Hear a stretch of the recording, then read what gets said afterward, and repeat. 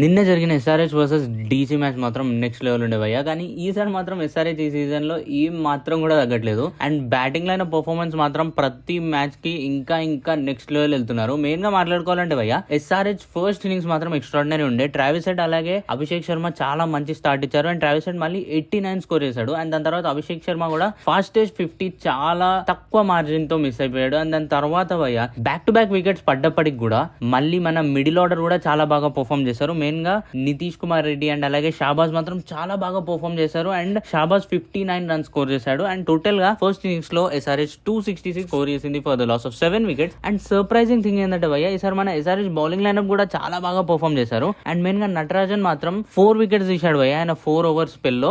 And overall గా 199 కే డీసీని all out చేశారు. And extraordinary performance ఉండే. అండ్ ఆల్ రౌండెడ్లీ ఎస్ఆర్హెచ్ మాత్రం నిన్న డీసీని డామినేట్ చేసిందని చెప్పాలి. సో ఈ మ్యాచ్ మీద మీ ఒపీనియన్ ఏంటో కామెంట్ సెక్షన్ లో చెప్పండి.